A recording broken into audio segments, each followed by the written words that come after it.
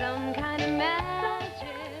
The discovery of human sex pheromones in 1986 captured instant media attention. The first segment is from CBS News Night Watch, November 24th, 1986. It'd be kind of tragic to leave this kind of magic.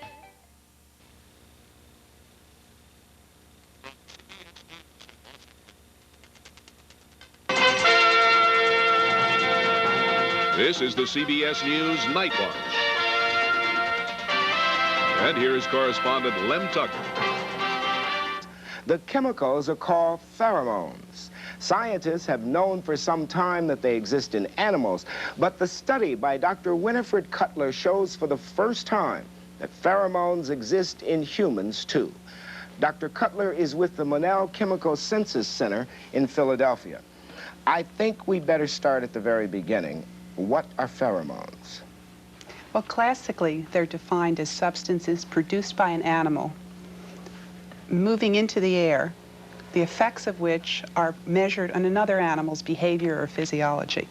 We've known about them in rats, moths, a variety of animals, and in those circumstances, they've been seen as sex attractants. Obviously, if you could figure out some way to bottle that, you could become quite a zillionaire.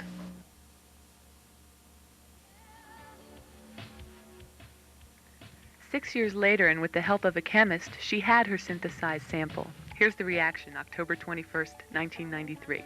Magic, magic when your eyes. How much would you pay to increase your sex appeal? Later in the program, we'll talk to a local scientist who's now selling for $95 little bottles of a kind of love potion number 9 just for women. If you remember that old 60s rock and roll song, the Love Potion number 9 was cooked up by a gypsy. This one is made by a biologist, a scientist, but it's that same voodoo. Take a look. Just as in the world of four-legged creatures, the female of the human species sends out subconscious smells to attract the male. They're called pheromones. This mainline biologist was part of the team at the University of Pennsylvania in 1986 that figured out how to isolate it, extract it from people, freeze it, and reconstitute it. And now she's synthesized it, bottled it, she's patenting it, and she's selling it. It's marketed as Athena Pheromone 1013, available only by mail order from the scientist's own Wellness Center for Women, the Athena Institute. Until now, they've been mainly concerned with offering workshops, collecting data on maturing women's health, and selling books. But now Dr. Winifred Cutler, Ph.D., is bottling a substance that some have called a love potion, and the shipping department is on the ping-pong table on the garden level of her fine house in Haverford. We're selling a cosmetic fragrance additive. But what are you selling, Dr. Cutler? Oh, we're selling sex appeal. That's what it is. And do you think you can really apply it? Sex appeal is something that you can manufacture and put it in a bottle? No, I think we can sell a pheromone which, when added to a woman who can appreciate the changes that she starts to feel, she exudes the sex appeal. This is a trigger. According to the directions, the pheromone formula is mixed with a woman's favorite perfume. Her 1/6 of an ounce vial is dumped into 4 ounces of fragrance. Just tap it under the nose so she can appreciate the fragrance. A little drop here, a little drop there, a little drop there. That's all. How do you as a scientist separate out women feeling better because they've got perfume on daily versus women who are benefiting by your additive? The original study had no fragrance in it, and it was effective just as this unappetizing, unaesthetically pleasing alcohol-based liquid.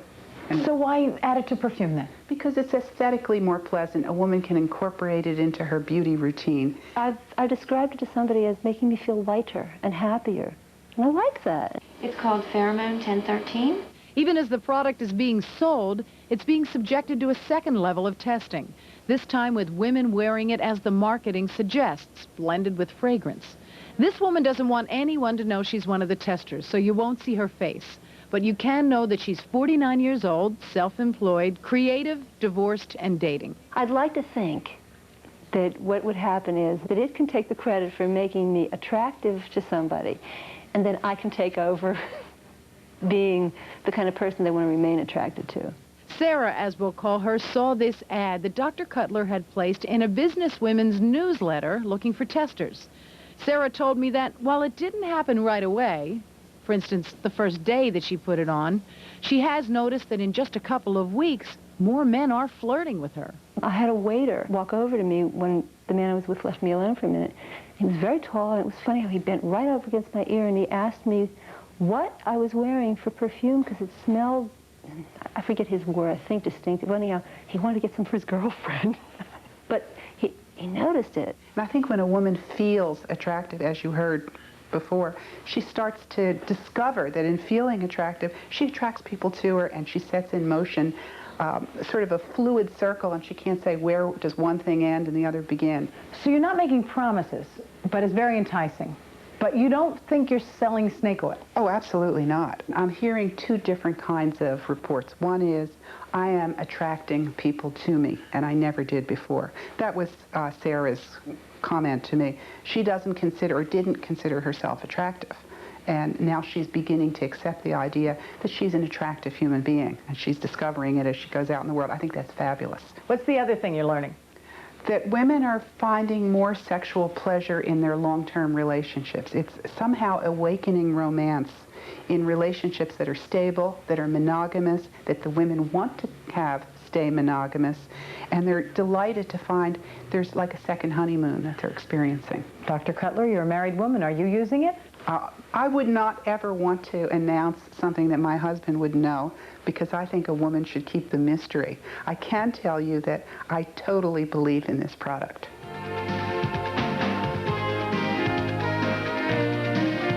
But what if I said to you, and this is to the ladies in the house, that there is a product on the market right now, has been approved and is selling right now on the market, and it is called Athena Pheromone 1013. And this product right here, if it is mixed with your perfume, you rub it on your body, I'm going to tell you something, within a couple of days, men go wild. Wait a minute. Men go wild. Your wildest dreams will be fulfilled by looking at just taking this little bottle right here, rubbing it on. I'm not talking about something that's supposed to be a gimmick. This is created by a scientist, a woman scientist, who said, I'm telling you, I've come up with the essence and the thing that drives men crazy. Ladies, would you buy it if you had the chance to do it? Put your hands in the air if you buy it. Come on, tell the truth. Don't lie. Wait a second. They drive men wild. So guess what? We had to test this to prove if this was right or wrong. So we asked 5 ladies to go out one night. As a matter of fact, you've been using this now for what, 10 days, ladies, all of you? Right? Let me introduce them. Sylvia, Laura, Susie, Beth, and Karen. Welcome them to the show. Now tell me something, ladies. How many days have you been using this? Anybody jump in? About a week. About a week. About a week. Yeah. All right? Yes, sir. And for a whole week you've been using this, what do you have to do? Just give me the regimen of what you're supposed to do with this. You put it in your perfume, and you let it sit for a while, shake it around, and then you just put it on. It's a little stronger than your perfume, and you just go out. I mean, I've been beating them off with stick, Montel. Lord Really? mercy, I can't get rid of them. So many guys. So many guys. Do you rub this all over your body? No, you just like put it under your nose, behind your ears, on your wrist, just normally where you would put perfume. It's just a little stronger scent. Fighting them off with a stick. Oh, in the grocery store? What kind of peas are you buying, miss? Or at the video store? What movie are you renting? I got ex-boyfriends chasing me. They're all over the place. God, Montel, this is so scary. It's scary. Wait a minute, I got to tell the public. Everybody, I am not doing an infomercial for this right now. I'm telling you the truth. These ladies tried this on in an experiment, and you're saying that it really worked for you. It works. I mean, it works. Give me an example. They follow you around in my office. I mean, 250 people have been working there for years, and all of a sudden the guys are paying attention to me. Really? Yeah, it's not attracting the right one. But they're coming out of the woodwork, huh? They're coming out. Now, Laura, wait, you have a boyfriend. You had a boyfriend. I had an ex-boyfriend. And he you started... used to love my smell. He would always smell my hair, you know, anything about my smell he just loved. We went out on Halloween evening, and I was wearing the stuff, and he smelled it, and he noticed it was a different perfume. He said, "What are you wearing?" And I said, "Oh, I don't know. What do you think?" And he just smelled me all night, on and on and on. By the end of the night, Oh my gosh. He came up to me and said, I love you and I want to marry you. Really? And I was like, He was an "Buddy." ex at the time. I'm sorry? He was an ex at the time. Yeah, I was an ex. We were just friends. So it was kind of a shocker. And I thought, well, maybe this stuff does work. Really? He's What's- coming back around. You know what? Because, you know what? It's really funny. Because that same ex-boyfriend called me up about this smell. He's like completely gone nuts again. As a matter of fact, Ralph, come on out here.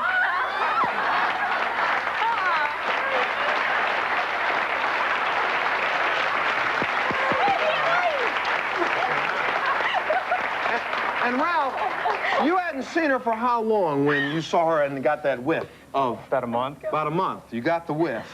That's a start. Now, you spent some time with her, had a great evening. Right. But you wanted to say something to her on national television. Why don't you go ahead and tell her what you want to say? Laura, like I said to you the other night, will you marry me? Oh, my God, sweetie, Lordy mercy.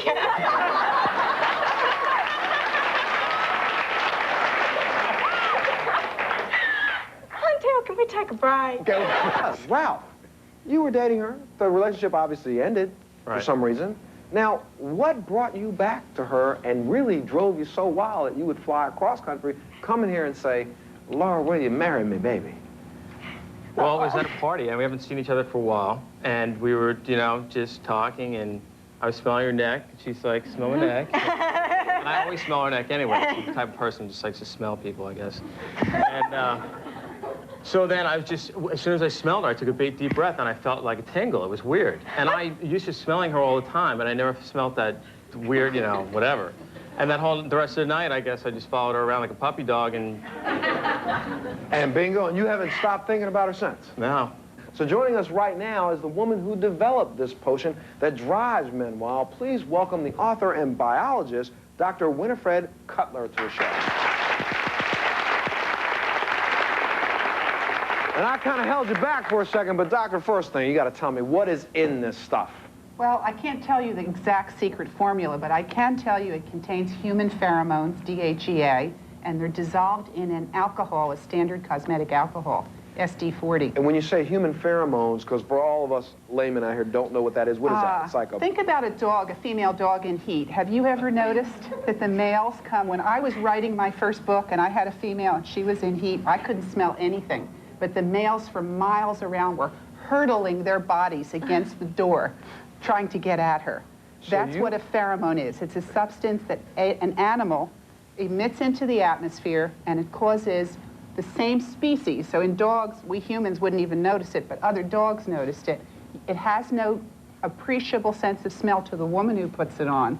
But like you heard here, we're hearing this in our research. The men are saying in long-term relationships, oh, what is this delicious new perfume? And it's the same perfume they've been wearing all along. They just pour that little vial into it. And it's like a little tingle in the heart. Well, I didn't know about that. This is something new to me.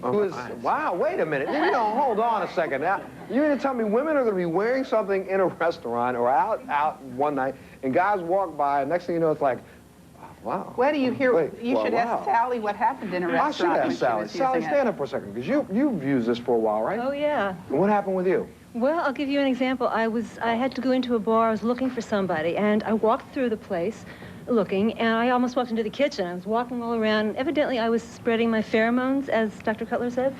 And I bought a drink to pay the rent, and leaned against a bar stool, and I just kind of, you know, like this. I wasn't inviting at all, I didn't think. 4 men hit on me. 4? 4. Does this ever normally happen with you? Never. Ever. Ever. I'm not the type. I don't look the type. Ever.